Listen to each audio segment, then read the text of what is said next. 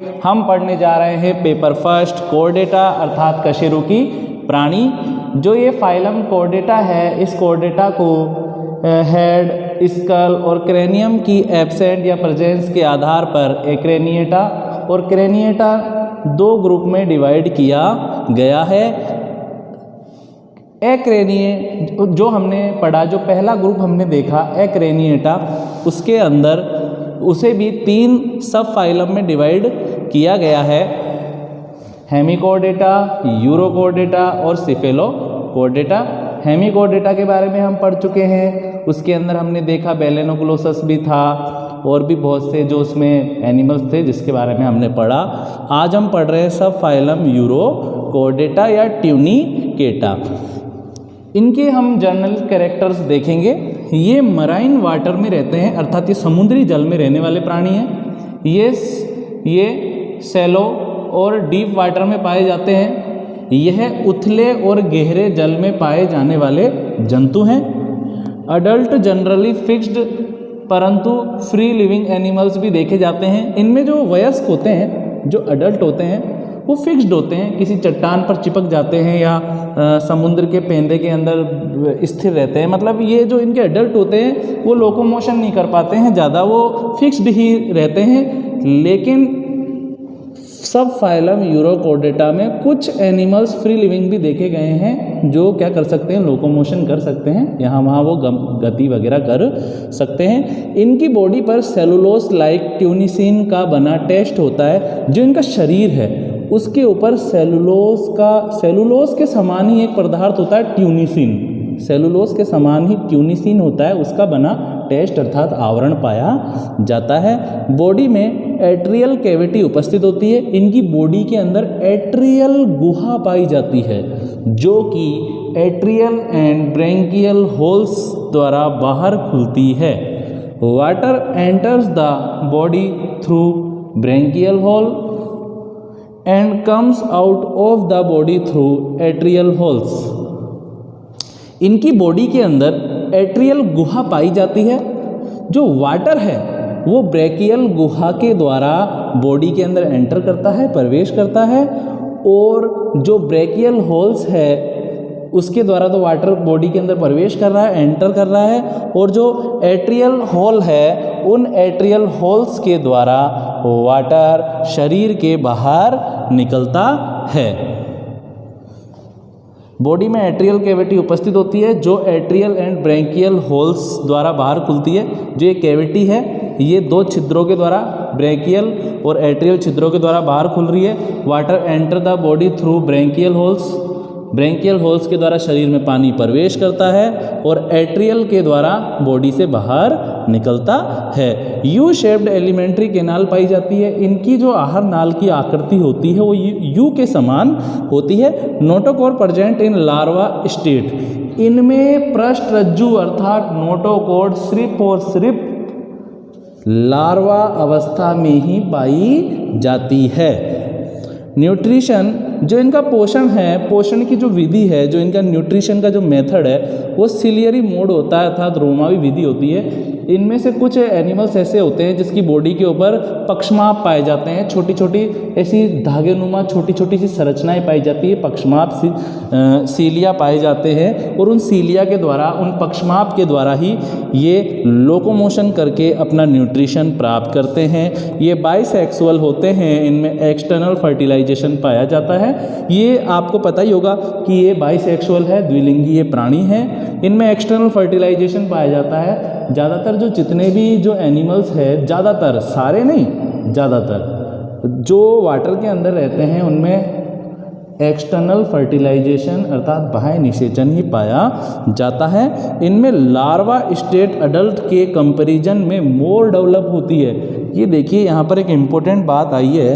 हमेशा आपने देखा होगा जो अडल्ट होता है वो मोर डेवलप होता है और जो बेबी है या जो लार्वा है, ठीक है, वो कम डेवलप होता है अडल्ट की तुलना में। एक बच्चा है वो अपने पेरेंट्स की तुलना में कम डेवलप होता है, जबकि जो पेरेंट्स है वो फुली डेवलप्ड होते हैं। लेकिन इनमें उल्टा है। इनके अंदर आप देखिए जो लार्वा होता है वो लोकोमोशन कर सकता है, यहाँ वहाँ तैर सकता है स्वतंत्र रूप से, शिकार कर सकता है, भोजन ग्रहण कर सकता है, स्वतंत्र रूप से रह सकता है। जैसे एक मछली पानी के अंदर यहाँ वहाँ स्वतंत्र रूप से जा सकती है, वैसे इनके लार्वा तो क्या होते हैं, फ्रीली स्विमर्स होते हैं, फ्रीली बिल्कुल स्वतंत्र रूप से तैरने वाले होते हैं। मतलब अपन कह सकते हैं कि इनकी जो लार्वा है वो डेवलप्ड है, ज़्यादा डेवलप है।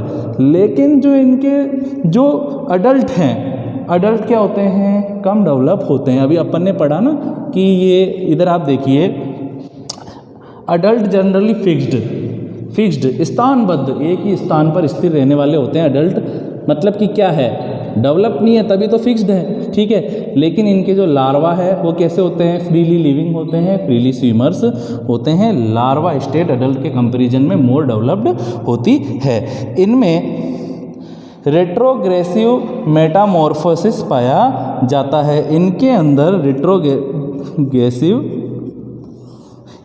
रेट्रोग्रेसिव मेटामॉर्फोसिस पाया जाता है, अर्थात इनके अंदर प्रतिगामी कायांतरण पाया जाता है। प्रतिगामी कायांतरण पाया जाता है। कायांतरण दो प्रकार का है, एक तो है अग्रगामी कायांतरण, एक होता है प्रतिगामी कायांतरण। जो रेट्रोग्रेसिव जो मेटामॉर्फोसिस है, अर्थात जो प्रतिगामी कायांतरण है, इस विधि के अंदर क्या होता है, आपने देखा होगा कि कुछ जो एनिमल्स होते हैं या कुछ जो ऑर्गेनिज्म हैं, उनके अंदर क्या होता है, सबसे पहले एग होता है, एग से लार्वा निकलता है और लार्वे से फिर फॉर्मेशन होता है एडल्ट्स का, ठीक है। लार्वे से किसका फॉर्मेशन हो रहा है, एडल्ट्स का।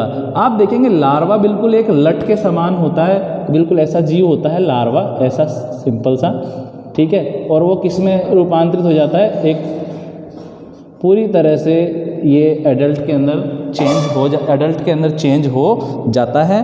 तो मेटामॉर्फोसिस का मतलब क्या है, कायांतरण।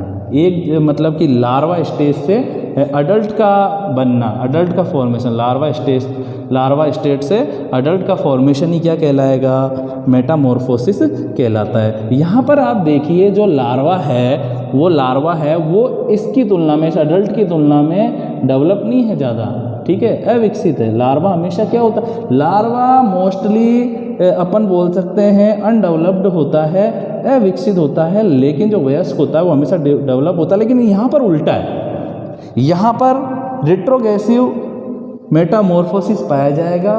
जो वेल डेवलप्ड, जो अपन बोल सकते हैं वेल डेवलप्ड जो लार्वा है वो रेट्रोग्रेसिव मेटामॉर्फोसिस, प्रतिगामी कायांतरण के द्वारा अनडेवलप्ड अडल्ट में चेंज हो जाता है, ठीक है। मतलब कि अपन बोल सकते हैं कि जो लार्वा है वो मोर डेवलप है, ठीक है, लेकिन रेट्रोग्रेसिव मेटामॉर्फोसिस से वो लेस डेवलप हो जाता है। कैसा हो जाता है, लेस डेवलप्ड हो जाता है और फिक्स्ड एडल्ट में परिवर्तित हो जाता है, चेंज हो जाता है।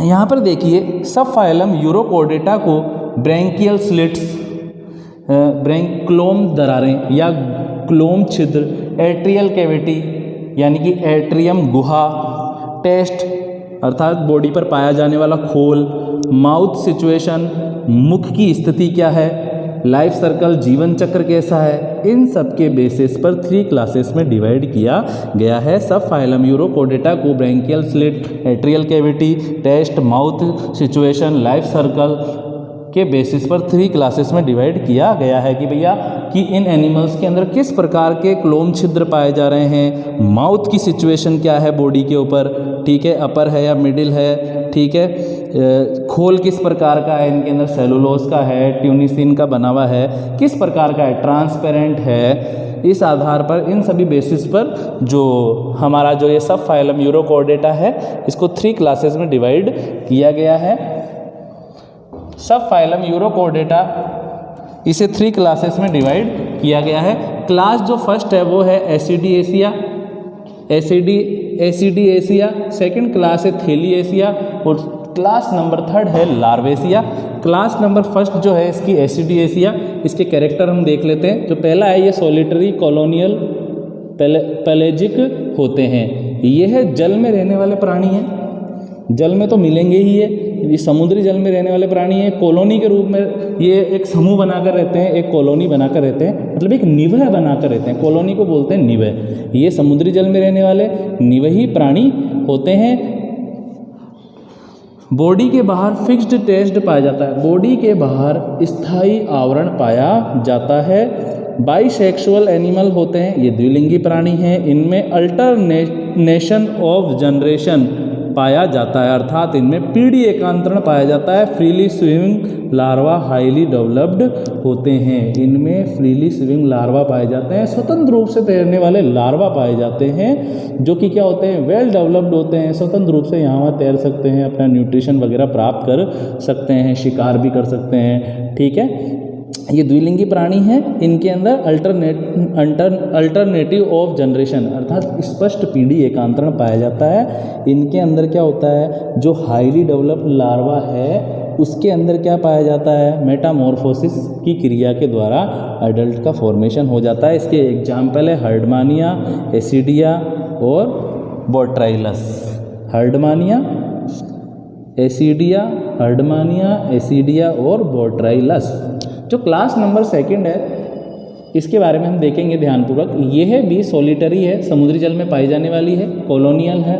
ये भी सॉलिटरी कॉलोनियल होते हैं, ये फ्रीली फ्लोटिंग एनिमल है।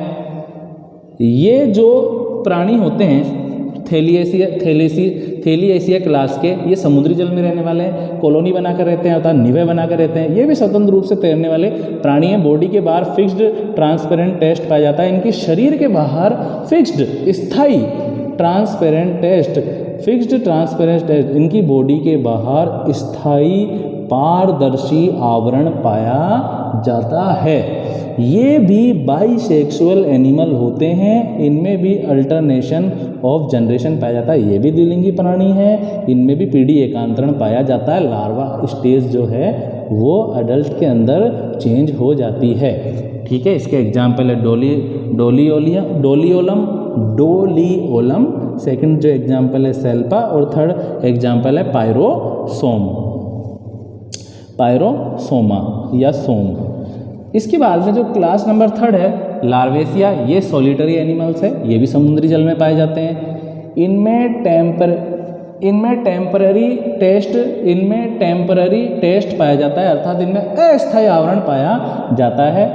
अडल्ट एंड लार्वा की स्ट्रक्चर सेम ही होती है, मतलब कि इनके अंदर तो क्या हो रहा है, इनके अंदर तो अपन ये बोल सकते हैं जो लार्वा है उससे डिफरेंट टाइप का अडल्ट बन रहा है इन दोनों के अंदर। लेकिन जो 3rd नंबर की क्लास है लार्वेसिया, इसके अंदर लार्वा डेवलप होकर अडल्ट में तो चेंज हो जाता है, लेकिन अडल्ट और लार्वा की जो स्ट्रक्चर है, जो शरीर की जो शरीर का जो आकार है, जो संरचना है, जो शरीर की संरचना है वो सेम ही रहती है, समान ही रहती है। इसका उदाहरण है, इसका एग्जाम्पल है ओकियोप्ल्यूरा और एपेंडिकुलेरिया, ओकियोप्ल्यूरा और एपेंडिकुलेरिया।